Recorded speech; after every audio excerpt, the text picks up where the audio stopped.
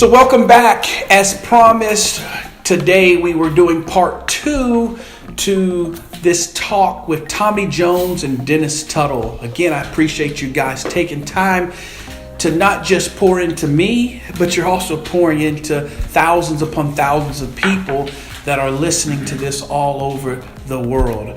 And so I want you to know that your impact and influence is going and touching lives, and you don't even know who we're touching after we touch. So I'm excited about that. Real quick, before we do this exercise, I told everybody that this round 2, part 2, we would really get specific on a roadmap for them. We had a great part 1, but part 2, we're going to really get into this exercise. Before I do that, I got a couple questions I want to ask, and then we'll jump into the roadmap. So it's 3 questions. So whoever goes first, the other person's going to know the question. So we're going to go here. What do you laugh about? What do you cry about? And what do you sing about? These 3 questions were asked to 100 successful individuals. What do you laugh about? What do you cry about? And what do you sing about? Well, on the laughing part, I think I tend to laugh at sometimes those serious moments gone wrong, or laughing at I laugh at myself. Okay. A lot. So I'm usually laughing at myself. I think you do something you're like how'd you do that, Dennis? And just that part of it, and then I laugh with my kids and my wife, a ton. So we're just laughing about whatever, So just the day to day, I think I try to find have those laughing moments like every single day. Yeah. Crying is kind of more few and far between, on that part of it. But I don't know that I could answer on the crying part. I know Tommy cries at every movie he goes and sees, right? But and then what was the third one? So you said, what do you sing about? What do I sing about? Oh man! So like Tommy mentioned, I've been a praise and worship leader for 18 years now. So I'm singing about God's love. That's the song that's in my heart all the time. People always, I pick up my guitar and they're like, "Hey, you know this song?" I'm like, no, if it's not a worship song or something I'm learning for church, I don't know it, right? And so that's what I'm singing about, Okay. And so, but man, I got joy in my heart all the time. So it's, the crying part is kind of, if I'm ever crying, it's usually some type of like happy cry. You know what I mean? Yeah. A cry of thankfulness or a cry of joy or whatever it is. So it's good. Yeah. Good. Okay. Dr. Jones. I would say laugh about just to piggyback on Dennis again, just things that we've taken and made so serious, and then when you get through that phase or whatever, you look back on it and you're like, I said that? Or I did that? And you just kind of chuckle to yourself. The things that I would say that I cry about, if anything, is just sometimes knowing the world that my kids are growing up in, and the things that they have to see, and some of the choices that they have to make, and how the world has just dummied down and, for the lack of a better word, desensitized a lot of things in the world. And I'm like, man, I don't want my babies to have to go through this, but I just want to equip them to where they're still innocent but not ignorant. Not put so. Madison is 14 and Miles is 9, and there was and I'll just say this: there was an incident at her school this year where one of the educators had to be released for some inappropriate things, and to be able to have to sit down with her and have that conversation with her at the age of 14, when she should be still worrying about pigtails and stuff like that, man, that just broke my heart, but you have to do that, and then things that I sing about is just, I don't know, I guess I just have like emotional Tourette sometimes. In the shower I'll just bust out. I'm a pseudo songwriter. A lot of people don't know that, but I'll just make up a song, and that's one thing I was talking to Dennis about, and I'll sing that song until I finish that song. So yeah, I guess I would say that it would always be original music, the stuff that I sing about. But those would be my three. Okay. Yeah. Okay. Let me answer as well. So I know it's my question, so you think I really had an answer. I didn't really have it. I read this question, so that's where it came from. But what I sing about, it is a mix. It is a mix. I can go from old school, we've come this far by faith type songs, to just singing about some hook that's out today that just motivates me. So it is a song that has some type of meaning to me. And so both the faith as well as the motivation, and both really can push me into that place. What I cry about, I think the cry comes, and I want men to know that it's okay. I know we don't cry that often, but I believe we cry differently.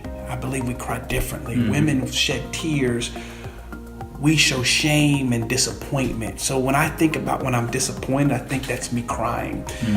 And so when I'm letting down, I feel like I'm letting down the people that love me and expect something from me, and I didn't feel like I could step up and live up to that portion of the bargain, and they were disappointed, or they felt like they thought of me more than I thought of myself, and I made those decisions. That's times that I really look and that breaks my heart.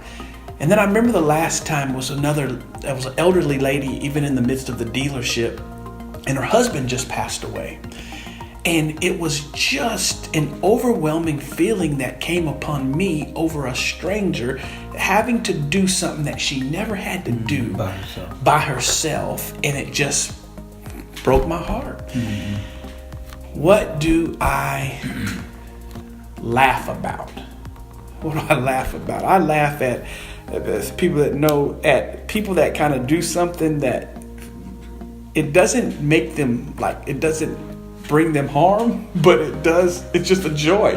My wife will kind of trip or something, and that, I laugh at that. I mean, she didn't hurt herself or nothing, but I find that funny. And I scroll through Facebook and I see somebody, run into a wall. That kind of stuff just flat out makes me just laugh. So great answers. I want you at home to really think about that, because all three of them mean something, and I'll tell you in a little bit what those three things mean. All right, so I told y'all we're going to play this little game. It's a simple game. I get you guys speak all over the world. You impact people in your sphere of influence, and I see your influence is growing daily. So I'm just so awesome and honored to be in the vicinity of your power. So today, though, I want to take this word, and I want to take the word success. So we're going to take it apart. So if you want to, you can use a sheet. I know you got your notebook. I gave you a sheet. So we can write down the word success, and we're going to give an acronym that is a roadmap for an individual for success. Okay? So a roadmap of success for an individual. So those of you that are at home, those of you who are listening, you might want to get you a pen and pad, because this may help your plan, that you're going to hear maybe words from successful individuals, and we're just going to walk around the word success. Now, I don't want to assume. I was a 4th grade spelling bee champion. Okay, I was living in Guam at the time, so I was a 4th grade spelling bee champion. So don't forget that you got 2 C's and you got 2 S's at the end. You got 3.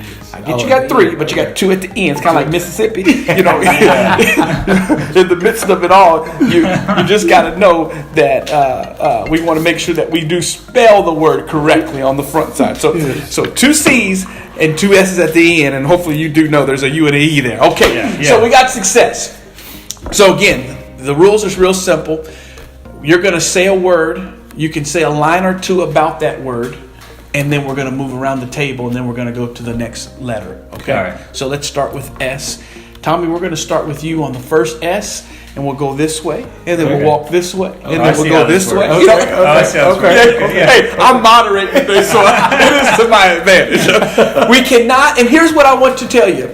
You cannot say the same word. Okay. We have not shared notes. Okay. But if the person happens to say the same word you have listed, you gotta change hopefully your creative juices come into operation, because we do not want to have the buzzer buzz you out. So here we go. That's right. So success. Okay. Tommy, you're going to start us off with S. Well, my S in success is story. You know, what are you telling yourself about what it is that you're wanting to do and why you want to do that? You know, why is this important to you? Why is it that you need to do this? Dennis Tuttle says all the time that if you're not this Dennis Tuttle, another Dennis Tuttle. This is ironic that I'm actually with Dennis Tuttle, but another Dennis Tuttle says that if your why is big enough, then the odds don't matter. Mm-hmm. So it's your story. Why is it that I need to do this? What will happen for me and the people that I love if I do this? So that would be my first S in success. Your story. All right. Your story. Dennis Tuttle, not the one that said. Another one.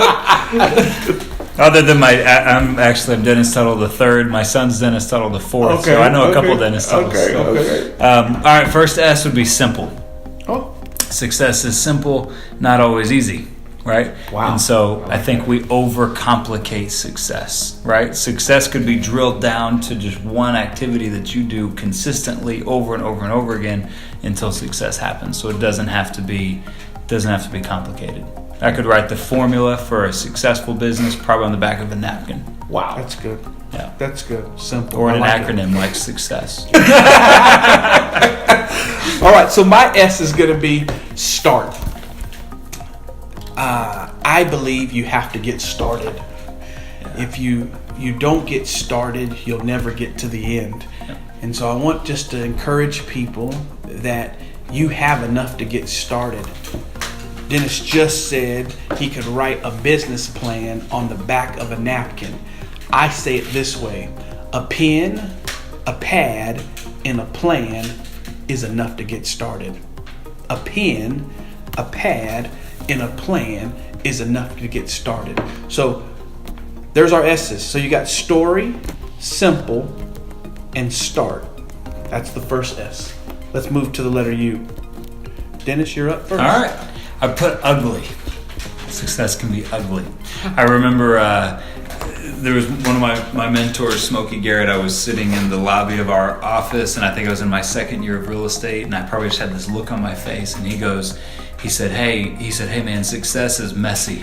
And I was like, oh, thank God, because I'm a mess. I'm like one of the most successful people you got. That's what I'm thinking, because it's just messy, right? So sometimes I think success can be ugly. It's not all the journey getting there. It's messy. So I put ugly. I thought that was a good. People have this perfect picture of this is what success is, and they look at successful people and think we never had any troubles, and we've never gone through the valley of the shadow of death, and we've never had any trials and tribulations, and but that goes back to the first part of this earlier today. We're talking about comparing yourself to others. So right. I think people need to know that success is ugly, and that we've all been there. We've all had ugly times, and the fact that we didn't quit and we pushed through is what helped with that. So I like that. Good. All right, so I'm up, and my U is unplug. And I believe that successful individuals have to unplug in order for them to know what they know. And so I challenge you to unplug. Sometimes that's unplug from social media. Sometimes that's unplug from the routines of the day. Sometimes it's just to unplug, to unwind. And so my word is unplug. Tom, I like that. Mine is unapologetic. I think that you have to be unapologetic in your pursuit of what your definition of success is. Whether that's in relationship, whether that's in time with building your family, whether that's in time in building your business. You can't allow people that are blind in the areas where you have sight to give you advice. You have to be respectful, but you have to be unapologetic and know what you know in your pursuit of what you're going after. That's good. Wow, this is good, because not only am I getting, we're getting like we got like 3 classes here. All in one. Right? Perfect stuff. All right. So the first C, it's my turn to go first. So my first C is going to be challenge. The word's challenge. if you're going to truly be successful, you're going to have to challenge yourself to go beyond what's easy and normal. You have to challenge yourself. So I'll use the rubber band to illustrate that. If you will stretch yourself, a rubber band that is stretched never goes back to the original position. And so I want to make sure that you're challenging yourself to be more, have more, experience more, and ultimately do more. So my word's challenge. That's good. Let's see. Blah, blah, blah, blah. Boom, you're up again. Clarity. I think you have to be very clear in what you want to do. Now, how you do it may evolve through the process, but what you want to do needs to stay the same. For example, if you are wanting to get to a certain destination, there may be detours, roadblocks, or other things that you have to do, and you have to be fluid in how you change on the fly, but the final destination does not change. How you get there may change. Good. Yeah. Good. Zig Ziglar said that. He Yeah. said be definite in the destination, but flexible in the approach. I love that. Right. I love that. Yeah. Okay. All right, mine? Yes, sir. All right, first C, consistency. Love it. Or consistent. Good. I think one of the challenges I see with people who are not successful is they can't do anything for longer than 6 months before they're changing and doing something different, right? And so I've got people I know, and by the time I think of something or someone I can refer them, they're already selling something else, Wow. And 10 years goes by and they never pull ahead because they just weren't consistent, right? My pastor says that in consistency lies the power. And I think that's true all day. I think if there's anything I can look back to any success I've had, it's just been consistency. Yeah. Right? Or faithfulness. Right? So Good. I like that. And it's funny you say that because there's a story about the juniper tree. And the juniper tree is a tree that when you plant it, for 5 years, it doesn't break through the ground. And you have to keep watering it, even though you don't see anything, you know what you planted, and you keep watering. And from when it actually does finally sprout up, I believe in 3 weeks it grows, I think 20 or 30 feet in 3 weeks. Now, did that take 3 weeks or did that take 5 years? But you had to stay consistent in watering and cultivating even what you did not see. I like that, Davis. And let me put a comment to that since we're putting a comment to this. I got a good word. We're getting on it. But see, we told you it's time to get ready to do your deal. Now, that same tree first grows down before it ever grows up. Yeah. So as high as it goes is as deep as it goes.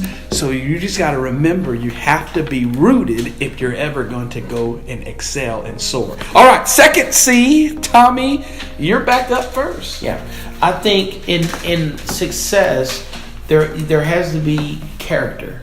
I think character because your word precedes your actions, and your word precedes you. And there are times that your character will be in rooms or on the lips of people in your absence that you'll never be in. Yeah. And based on how you're perceived and what your character is will ultimately determine if you ever get in that room. It's not your talent. See, your talent can get you in the room, but it's your character that will keep you in that room. That's good. So I'd say character. Good. Dennis, you're back up? Next C, put commitment or committed. Yes. I think that goes back to consistency a little bit, but you got to be committed to your plan. You got to be committed to where you're going. If you can't be a committed or faithful person, whatever you're doing, I don't see how you could ever have success. A lot of times I'm just looking for people who will commit. Who will commit wholeheartedly. Commit. And we could talk about any area of our life in terms of success and commitment. Making a commitment to something or to someone is I think one of the first steps in that. So that's good. Well, my second C is actually 2 C's, so it kind of goes together though, but it's core competency. I believe that when you are after success, you need to surround or be close to your core competency. In a previous lesson, one of the things Tommy shared is that he can take LeBron James's regimen and he may not be LeBron because that's not his strength, but he will get better. But if you will just hang around what you can already do and continue to invest in that, you can now, as my old pastor would say, Pastor Evan, if you find a niche, dig a ditch. And so your core competency, and I added to that, because when you find a niche and you dig a ditch, that same ditch will make you rich.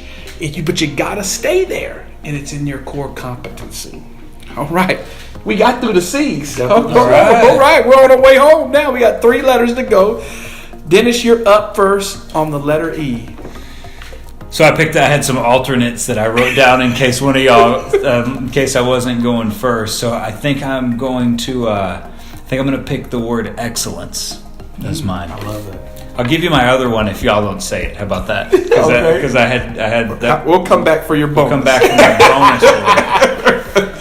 But excellence, right? Committing to excellence in everything that you do. Even if you're not going, you don't start out day one doing it perfect, but you just decide that you're going to do it the best way that you know that it can be done, right? You may have to go learn what's a better way to do it, what's the best way to do it, but committing to excellence. When I look at the pattern of successful people, they excelled and they did something with all their heart, and they showed up and did it with excellence. No stone unturned, whatever that is. You look at James, I bet LeBron James, you were talking about him earlier, any of these star athletes, they didn't just play with excellence, but they practiced with excellence. Yes. They thought with excellence. They expected excellence, and they expected excellence around the people that they were surrounded by. That's and good. So excellence. Yeah. I'm going to go with that word. I like that. And you said something about this, even practicing with excellence. One of the things that you hear about Michael Jordan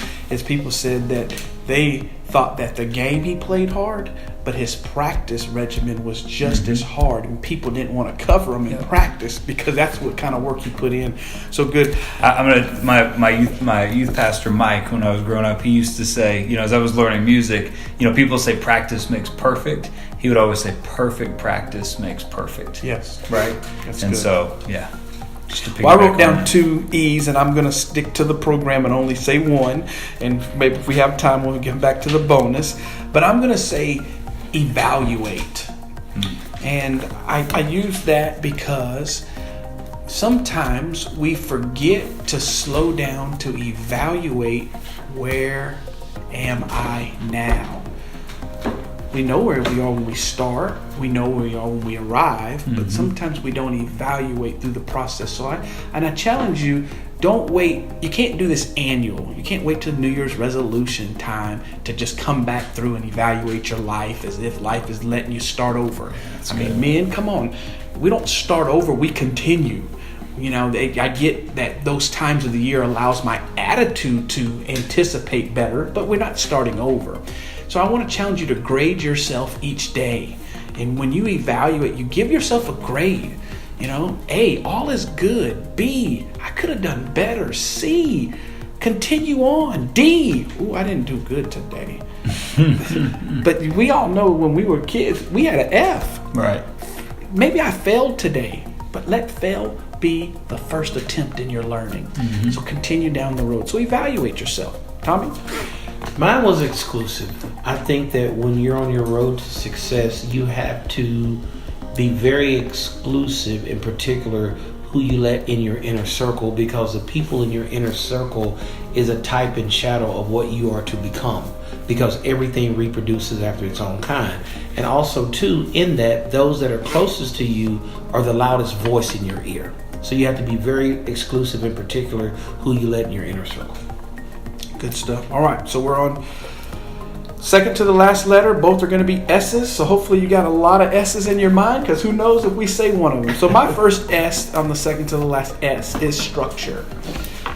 I believe that if you can put a structure in place, the foundation of a home is the structure. And the structure is very important because it's going to determine what I can build on. I can have the desire to build something big, but if the structure does not support it, it will ultimately crumble. So my S is structure. Okay. All right. I believe this time it goes to you, Dennis. All right, I'm gonna come back to my bonus one later, just so you know. I'm gonna come back to that. You'll like it. You'll like it. So my S, and it's so hard. I'm really trying to play the game right and not look at your answers like they're right there, but I have not looked. So if you're wondering like why I'm not looking at Derrick, because I don't want to be like, you know. Do I need to get my paper? No, you're Hold good. on. Do I need to do the old school paper? No, I'm good. I'm good. I'm just like, I'm maintaining eye contact right here, you know, so I don't look at y'all's stuff. All right, so my S was subjective. Okay. I think it's fascinating that, you know, you gave us a short couple of minutes to come up with this, and we have not repeated a word yet. Yeah. Right? No one said, "Oh, that was mine," you know. Success is subjective. It's different for everybody, right? Wow. And so I would always tell people, look, success is getting what you want. Success is setting a goal and hitting it. You know, in real estate, when I coach agents, for example, I'm like, look, if your goal is to sell 12 homes in a year and you go sell 12 homes in a year, that's a success.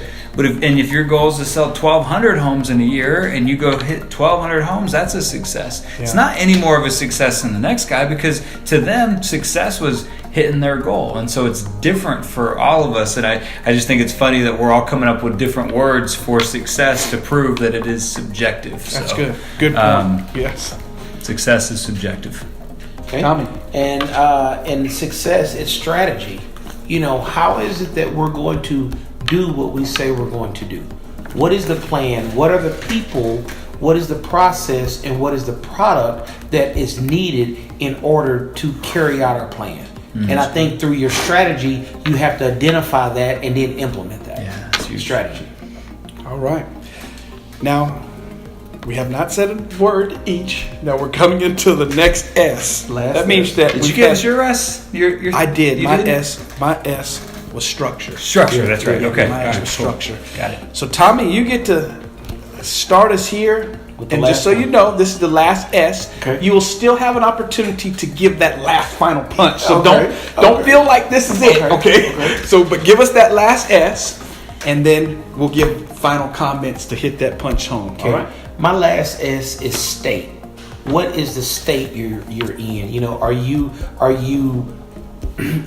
you have to know where you are in order to know where you're going. When you want to go a certain place and you want to put something into your GPS, one of the questions that it asks you is, what is your starting point? Where are you starting from? And based on where you are, it tells you how long how long the travel time, how many miles, how many minutes. So what is your state? And another caveat or part to the state is that once you know your state, then you need to be in massive movement towards your goal.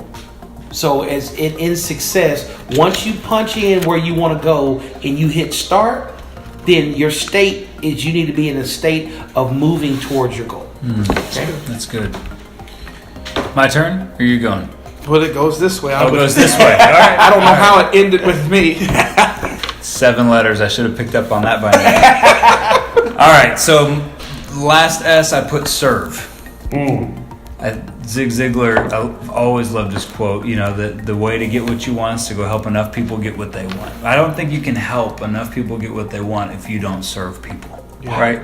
If you don't have a servant heart, servant leadership in that part of it. I think that's a big part of success. It can't be all about you. You're serving, you're serving God, you're serving your family, you're serving the people in your company, you're serving the people that you work for. There is never a moment where it is all about you. Yeah. Right? I think the moment you get to that, it's all about me and I'm doing this for me, success is about to be taken from you. Yeah. Right? And so I put serve. Well, even though ours is similar, it's not the same. So, because you use the word serve, and if anybody wants to look here, I put share it. And I think of it twofold. I think first and foremost, when you are successful, you should be sharing your success. Yeah. You know, you said we are blessed to be a blessing. What you're doing today, allowing your journey to be seen before your final product is even ready to deliver. You're sharing it along the way. So you're a conduit, you're not a cul-de-sac.